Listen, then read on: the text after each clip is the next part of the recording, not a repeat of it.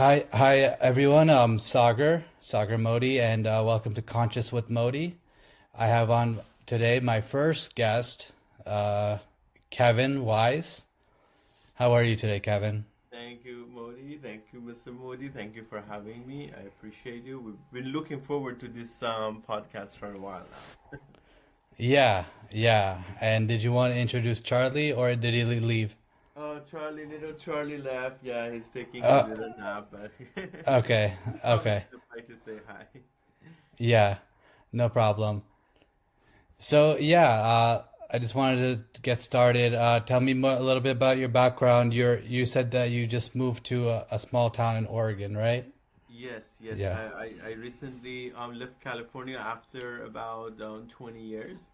Um, I am an immigrant, born and raised Jewish conservative to a mixed family.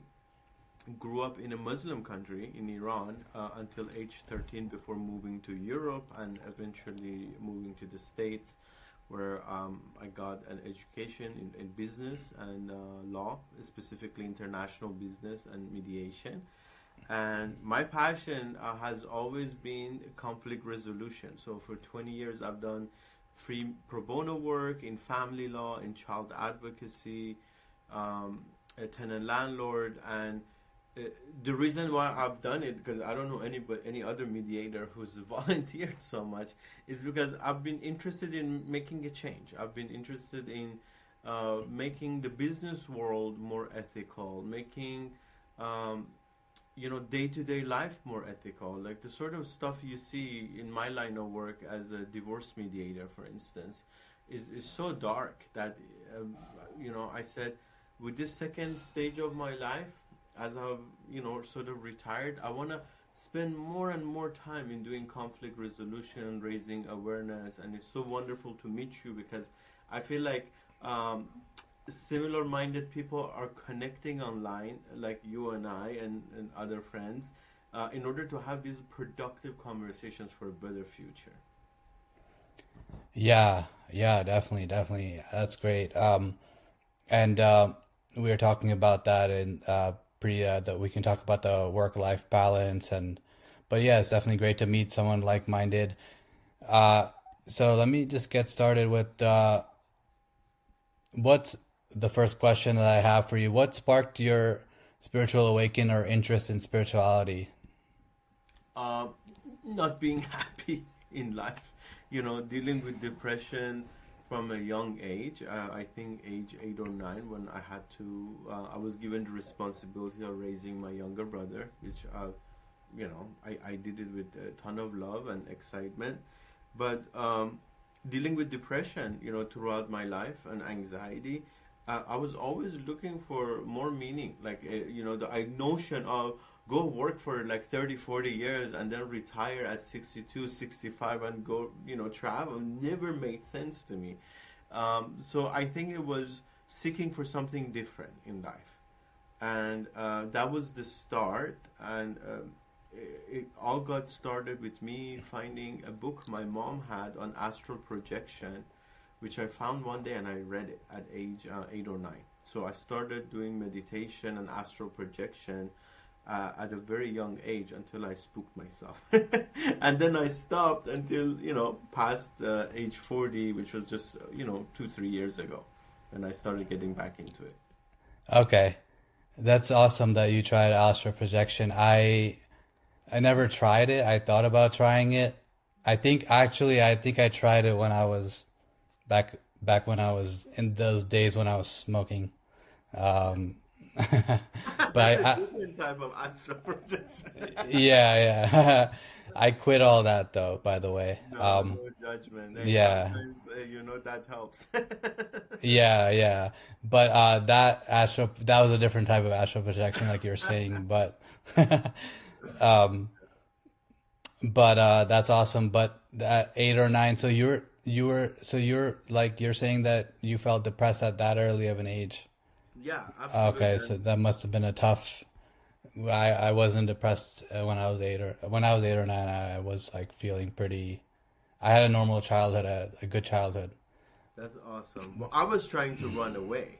like for me, it was escape. I was so scared.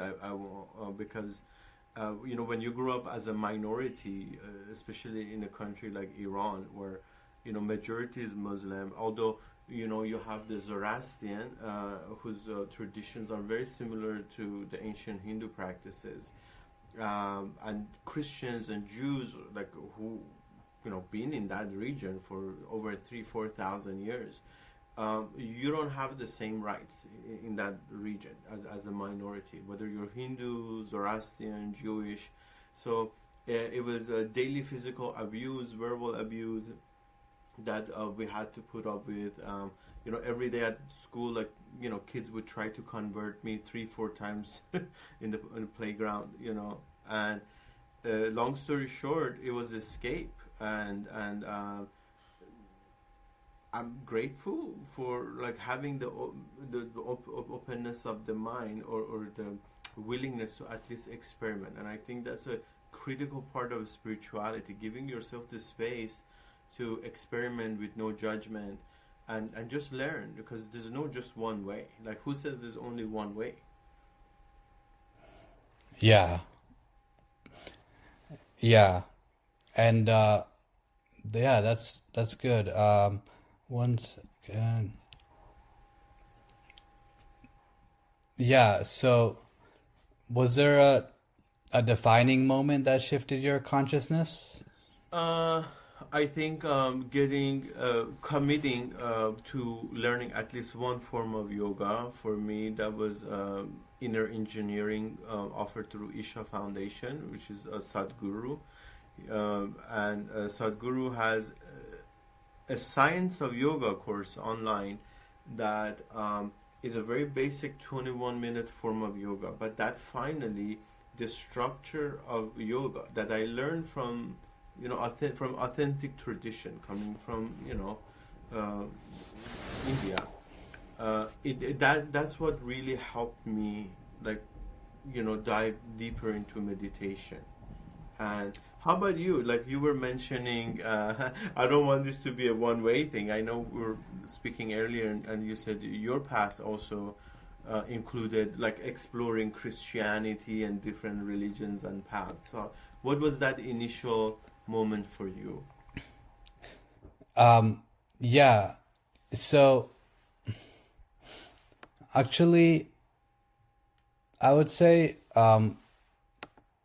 I grew up Hindu, and up until I was 17, 18, I was like strictly Hindu, and then actually I turned atheist for a while.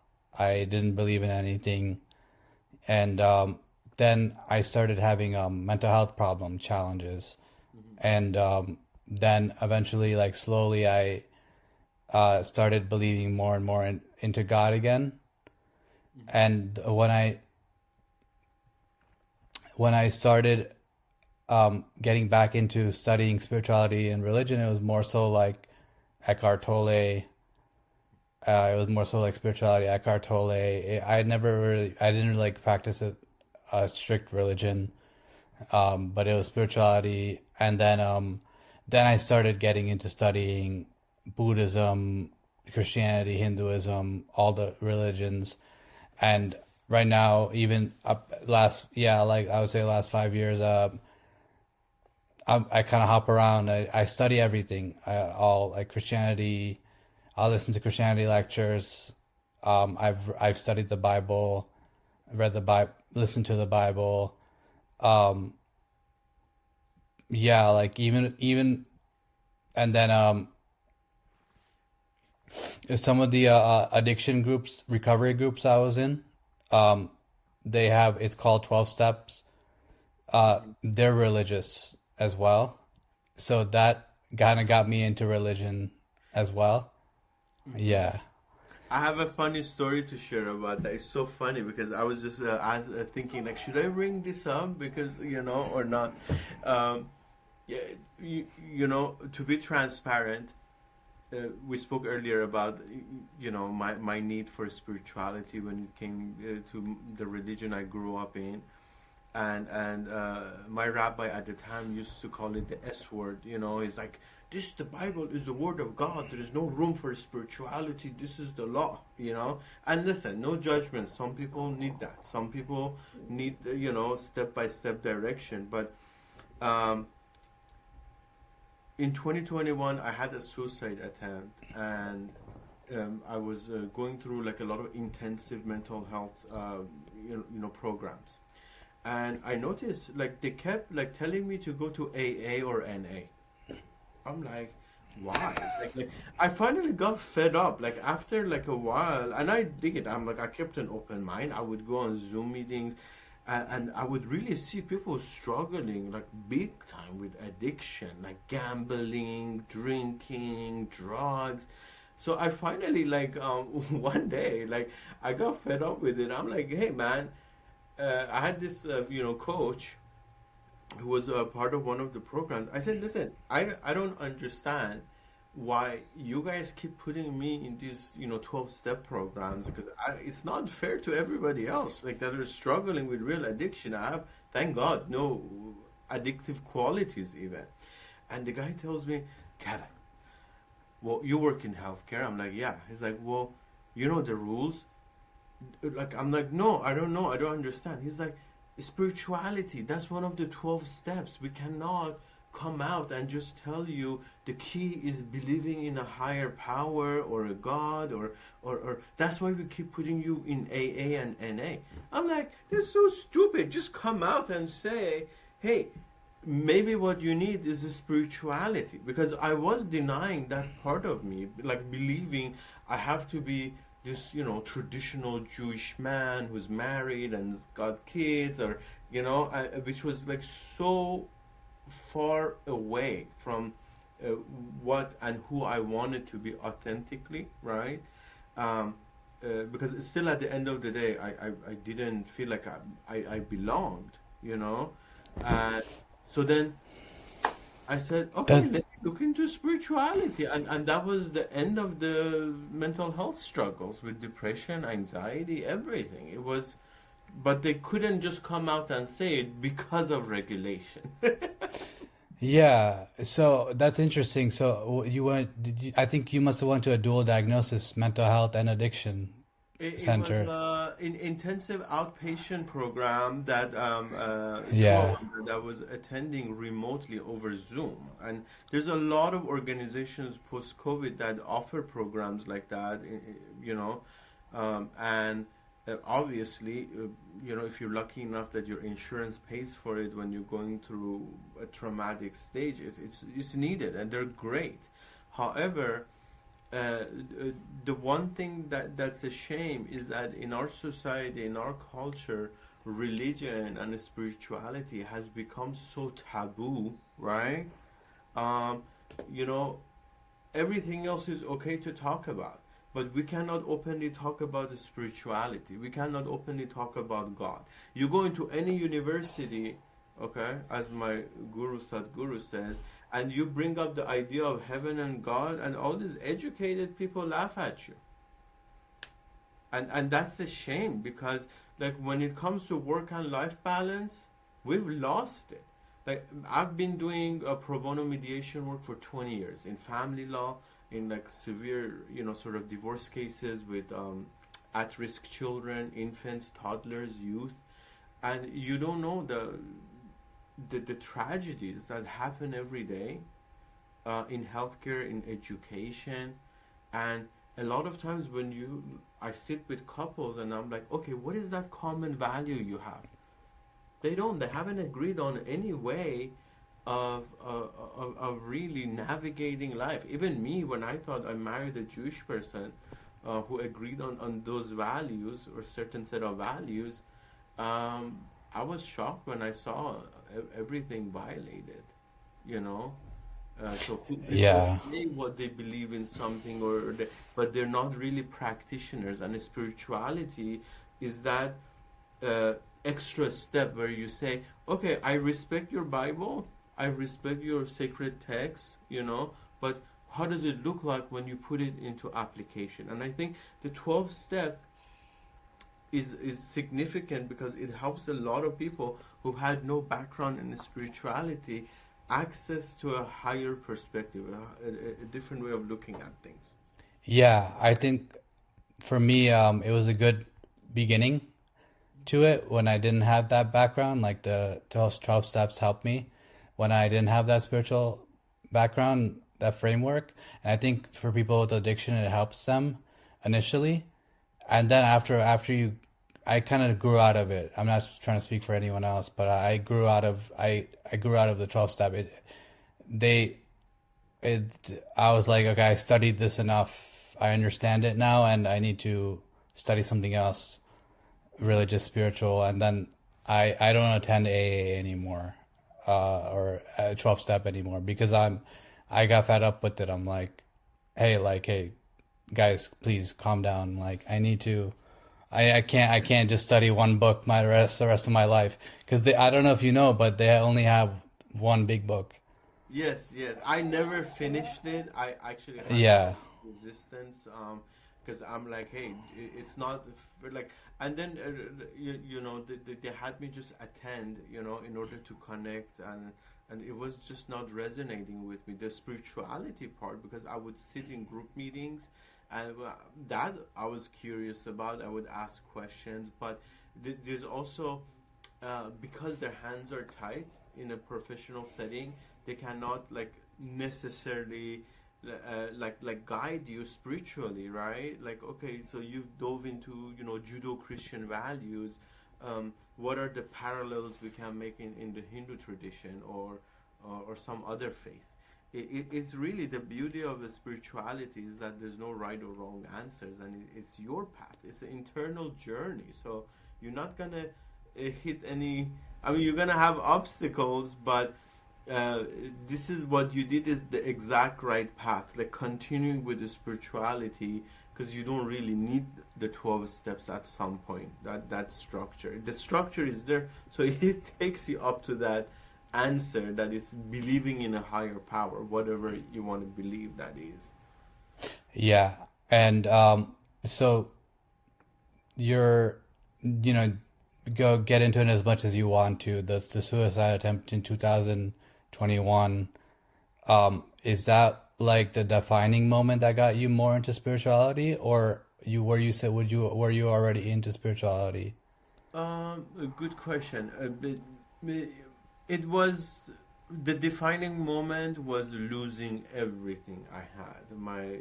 My business to unfaithful business partners, whom were actually teachers when it came to my faith, unfortunately, and same happening in my personal life. So betrayal, and whether it was in my personal life and business life, like left me with this notion of, okay, if Kevin is stripped of his degrees, his titles, or his belief systems of being X, Y, and Z, a long list of adjectives, what is there left? And when I was left with that question, I'm like, oh man, life is too short not to, do what resonates with your heart. And what always resonated with my heart was being of service, being devoted. And I find that in the Hindu tradition specifically, those who are not afraid of being devoted, not to any entity, deity, or God or anything, devoted to humanity, devoted to making this a better place. Like this very podcast, to me, is proof that people, and you have to ask yourself, which one do I want to be? Is my value like chasing money, screwing people, or like I want to have a small bed, me, my God, like loved ones around. It's really truly life changing. I mean,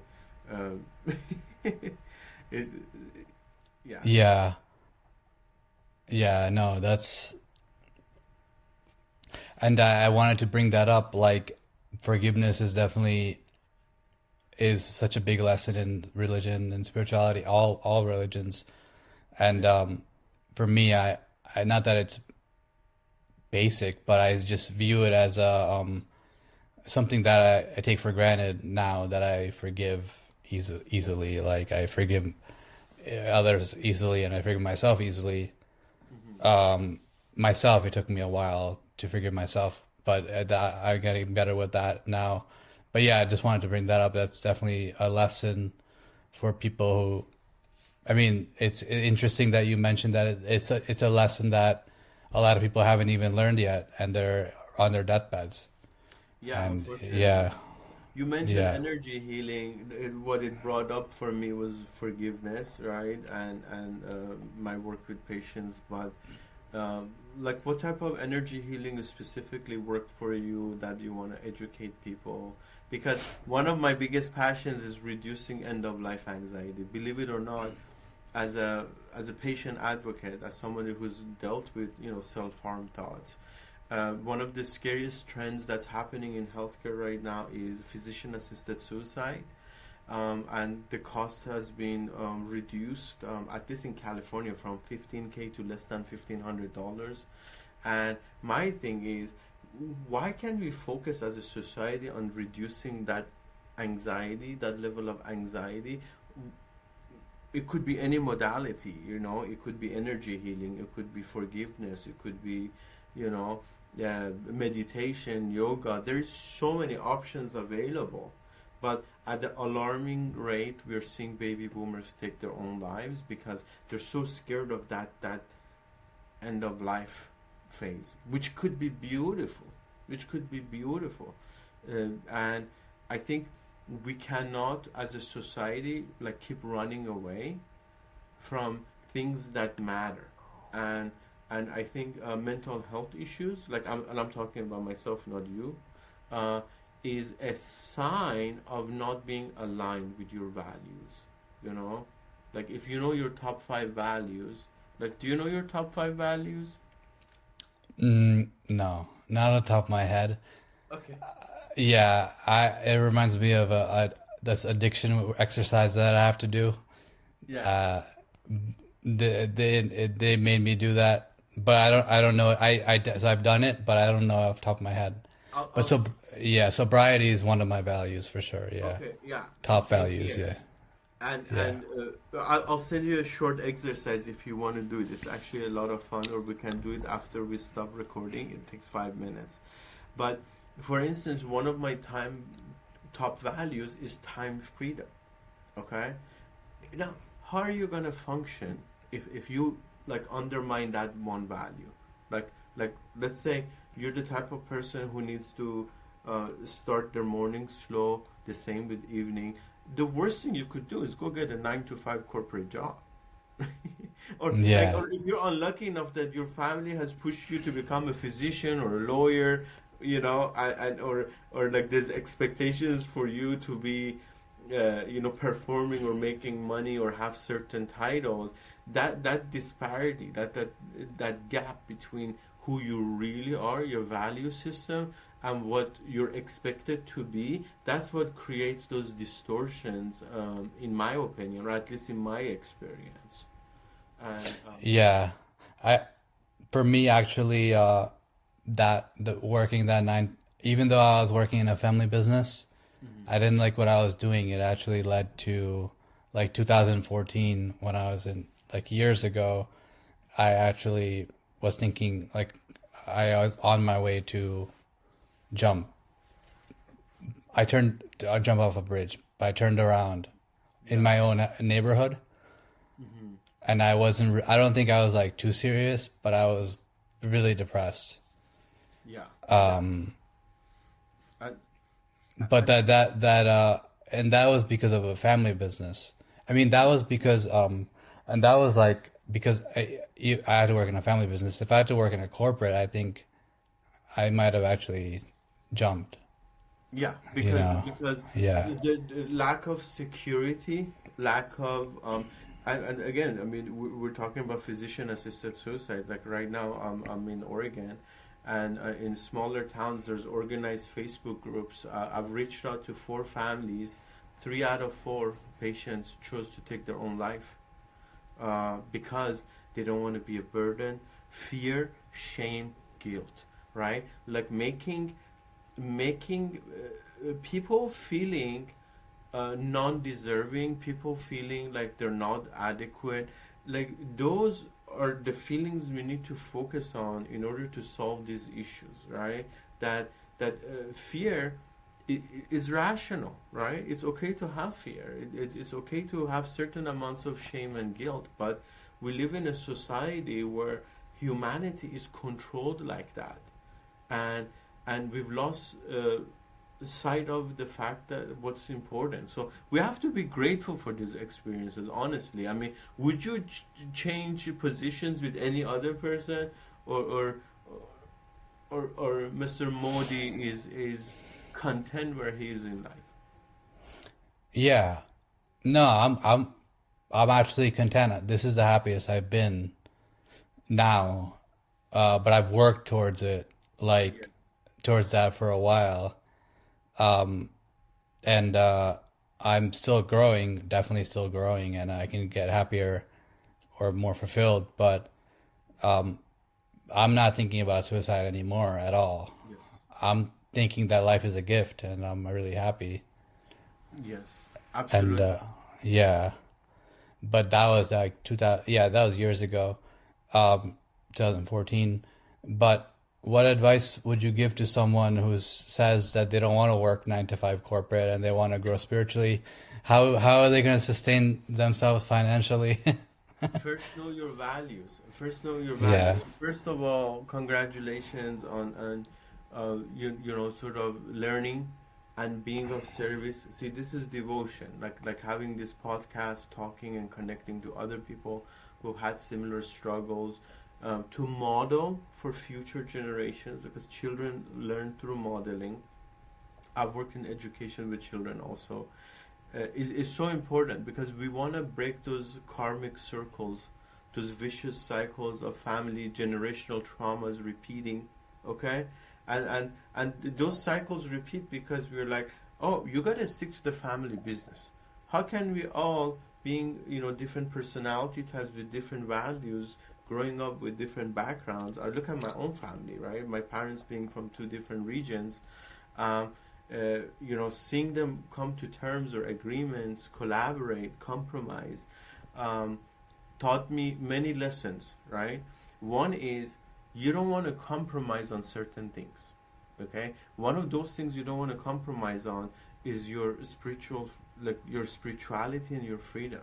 So if if if if you see a 9 to 5 job as an obstacle to your spiritual path, um, I highly suggest knowing your values, knowing your personality type, and this is what my book Geosynergetics is about. Geosynergetics is a term I coined. Geo as in global, synergetics as in we need synergy when it comes to home, life, and career. How do you have synergy and cooperation in all three areas of life? That's ethics, choice and dignity, making sure every time you deal with somebody in business or in life, you respect their choice and dignity. And these lessons were taught to me by two trees on native land in 2021.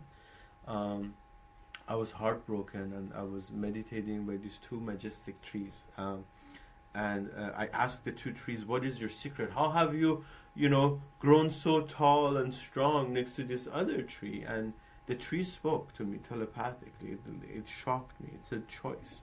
And then the other one said dignity. And I'm like, this can't be. I've either gone mad or I'm having a connection and a spiritual experience, which is what it was. And uh, it was life changing. That the turning point was, hey, like I can actually connect and communicate to other life forms. Yes, it's possible, and you gotta, if you have the courage, you can try, but not everybody is lucky to have a crazy experience like me. Yeah, no, that's really interesting. I saw that part of the podcast. I Yeah, mean, I saw the whole your whole podcast with Vinay, but I remember that specifically with the trees, yeah. with the one with Vinay. Um, yeah. So you think it's a lot of fear like people have, or like my at least my fear is what do I do for money if I leave my family business? Yeah. And my uncle was suggesting, well, not my uncle that I work with, but one of my other uncles who's a mentor of mine. Yeah. He's been suggesting for a long time that I not work in the family, well, at least go to India or live in, or focus on myself for a while and grow spiritually and go to India, live there. We have a condo in India too, so um and there focus on my spirituality, but I don't want to. I'm afraid. What do I do, like, for money, basically? And what would you tell people, like, who want to grow, who want to focus on spirituality, or something that they enjoy doing over um over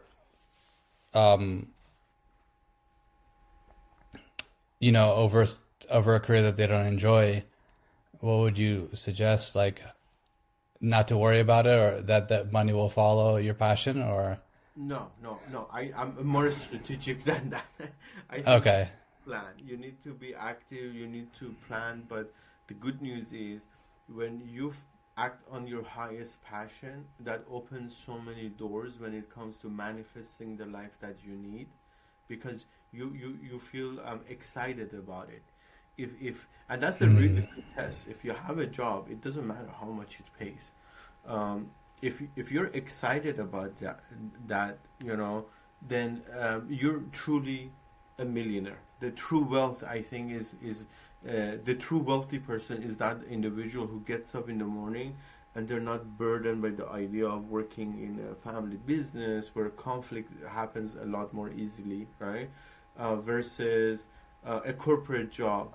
The important thing is that you're acting on your highest passion. You're connecting to other people. I'm having the same conversations with my friend Isaac Sion, which I'll introduce to you for a podcast, because he wrote a book called The Art of Balance. Out of him trying to figure out how does our generation reach a balance, and especially with AI right now.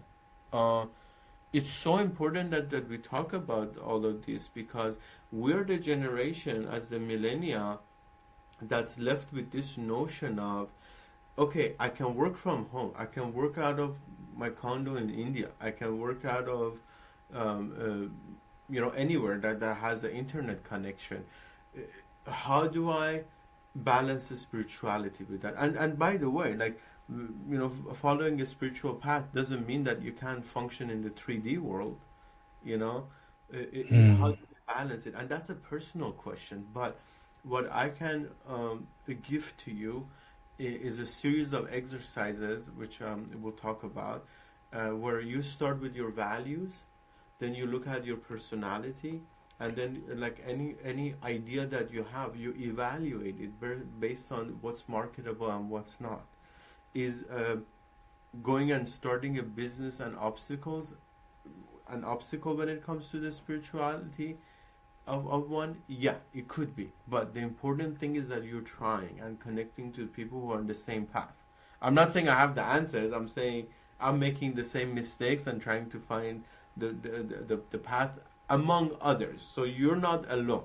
That's the good news, you know? mm, yeah, But once you figure it out, imagine how many other people you will be helping, because nobody has yeah, done this before.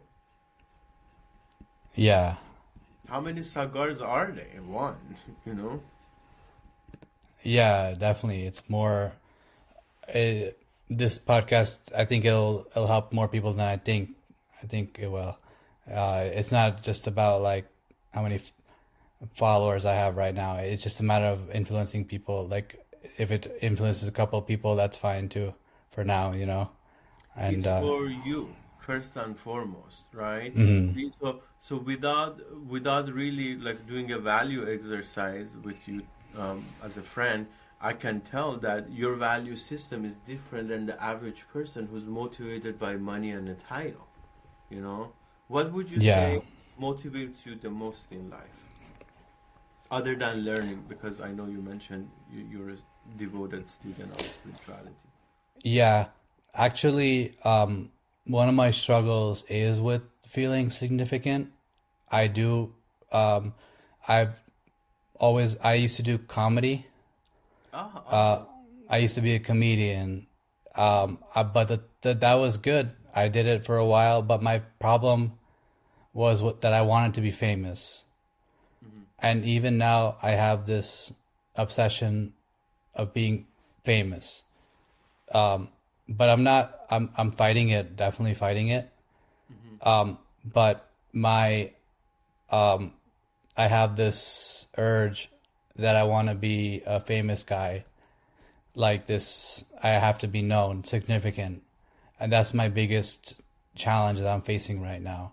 And it's not always a bad thing. It's not always bad to be famous. Like you can still, I can be famous and help a lot of people, but being famous and hanging out with celebrities and rich people is a temptation that I have. Uh, yeah, and And you're not alone.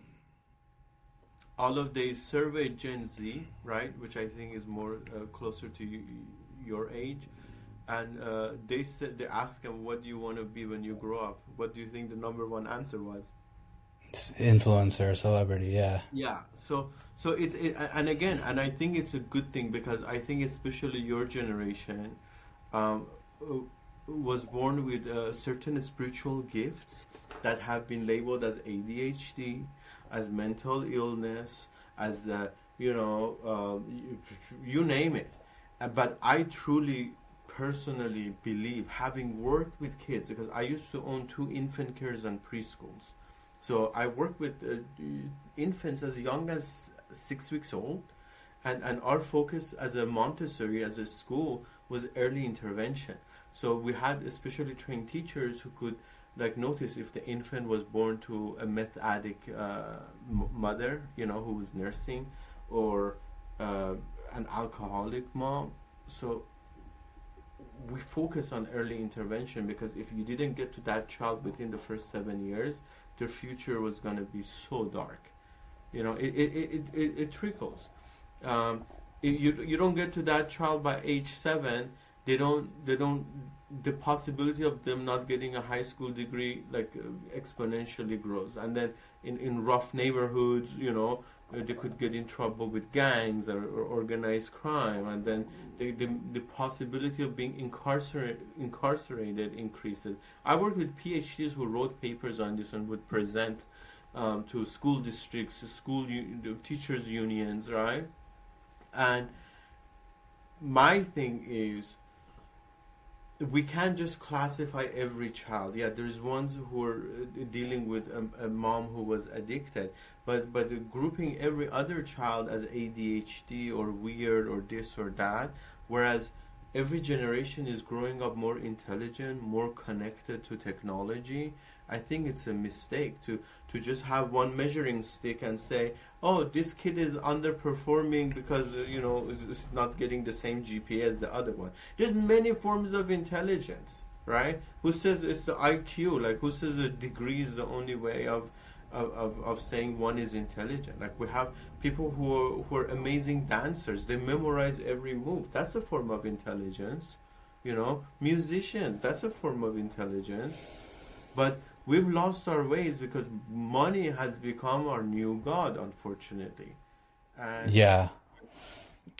I was always, yeah. Like one, I got diagnosed with ADHD as well, like in 2000, but not till I was way older. mhm. Um, but yeah, there's a lot of people who are gifted musically, artistically, but there isn't, or at least my family says there isn't as much money in it, so it's not valued as high. The lawyer or doctor is valued more. Yeah, And it makes yeah, sense in certain cultures, including the culture I come from, like education. There's a lot of emphasis on it because that's how you can quote unquote advance. But um, I think intention is really important. See, like Sagar wants to become famous and an influencer to teach about balance. Okay, that's very different than becoming an influencer to sell Chanel bags. yeah, so, yeah. so No, intention yeah, it's is true. really Yeah, important. There's nothing wrong with wanting to be famous.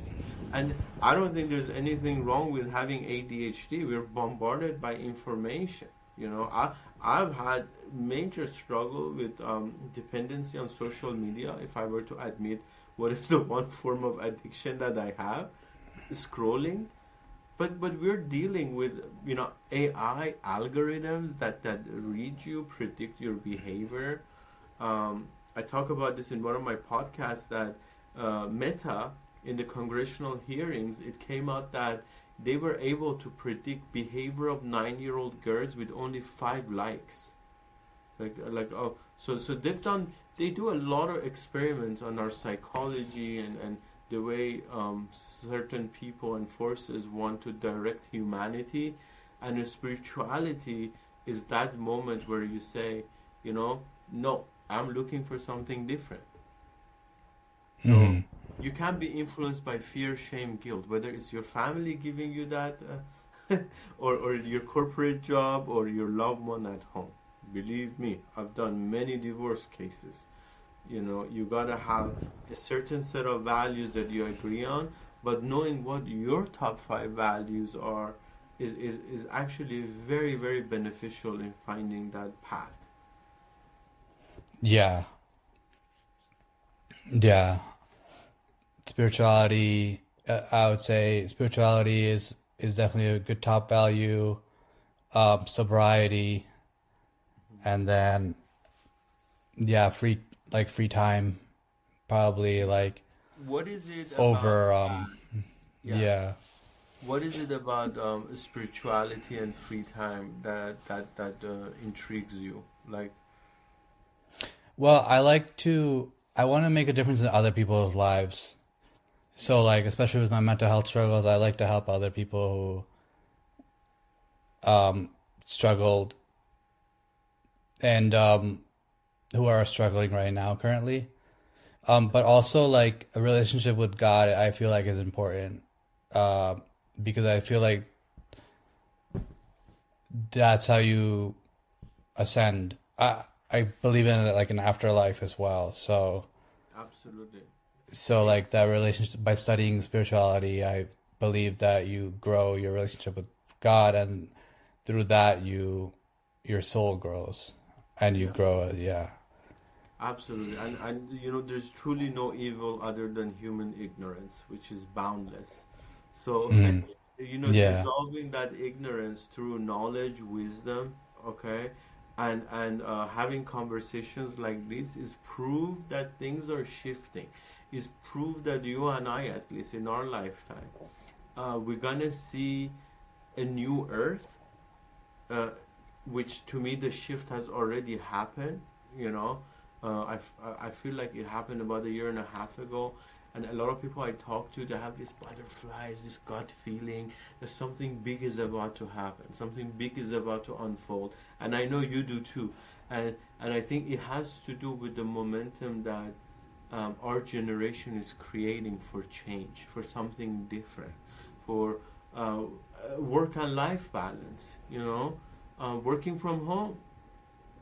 What's wrong with that? Educating,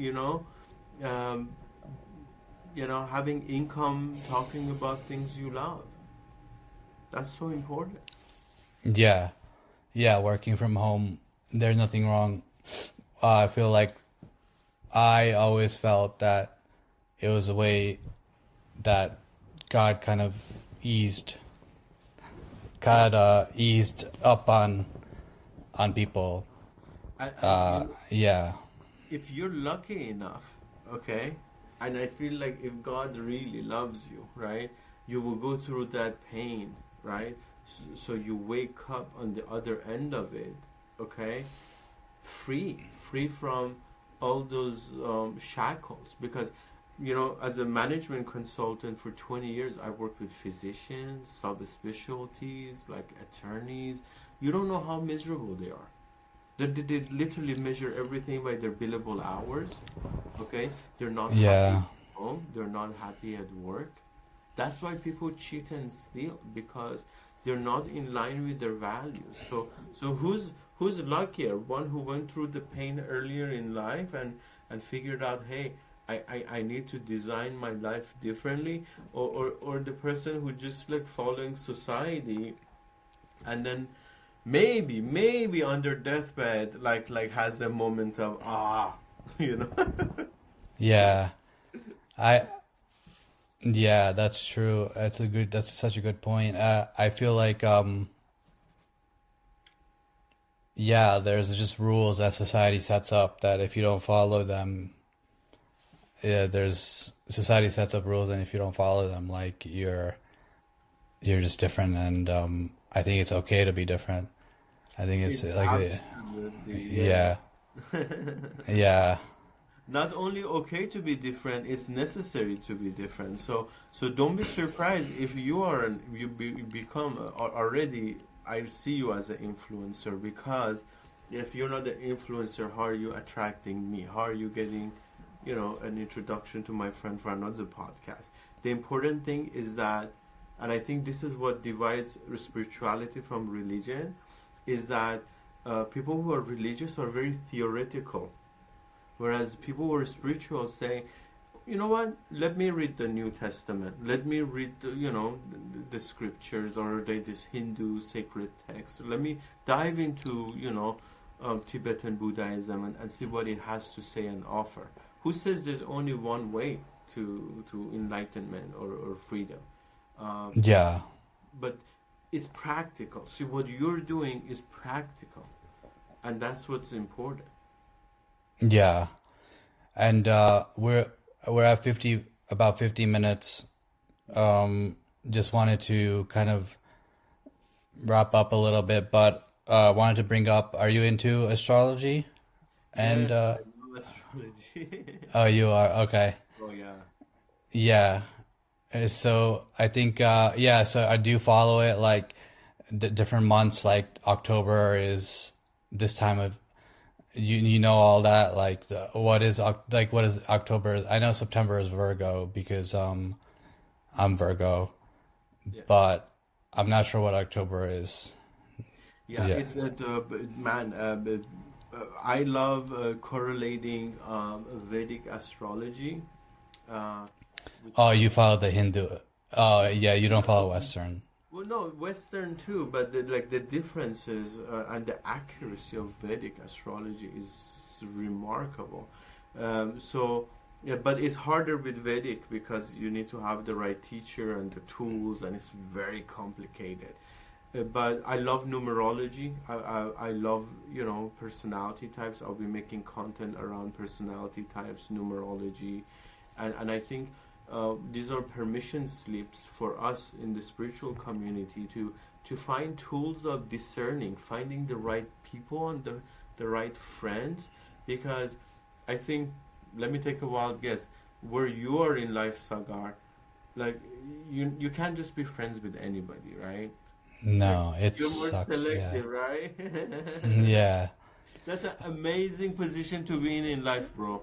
It's amazing because you don't have to worry about the dating apps like the average person. You don't have to worry about like the day-to-day things people stress out about. So you're running a different race. You already are Mm. running a different race. Yeah. Yeah. I I went to a wedding, and I last week I just went because I was like, yeah, I'll just go. My family invited me, and I was bored anyway, so I was like, I'll just go. But they uh it was so hard to connect with some people.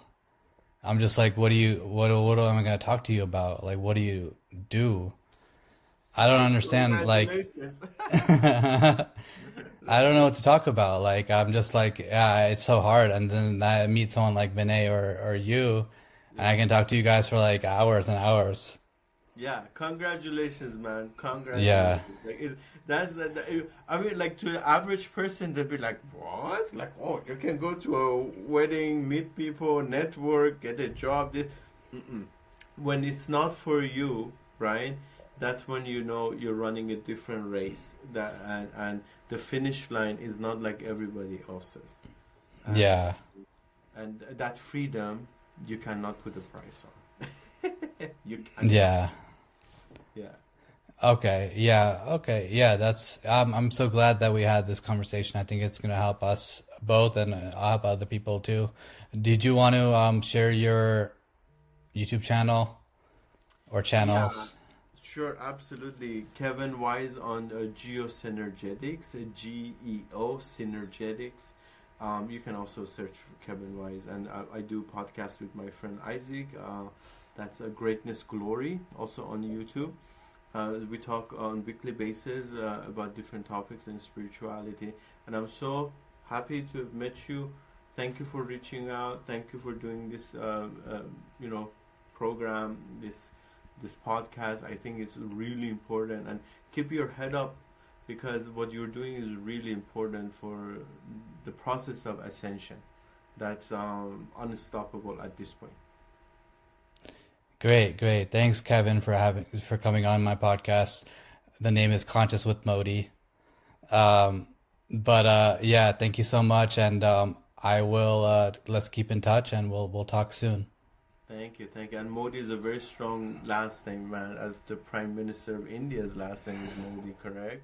Yeah, we're not related though, but Yeah, yeah, well, I think he's one of the greatest leaders of our time right now. And as India is emerging as a superpower, I think we got to pay close attention to what happens and the opportunities that are going to come out of that region because it's one of my biggest wishes to go there and move there or maybe live there even. So, yeah, there's a lot of opportunities ahead, and I'm so happy to have connected with you. yes, definitely. Likewise, it was nice to connect with you. I'll talk to you soon. Thank you, thank you. Yep, bye.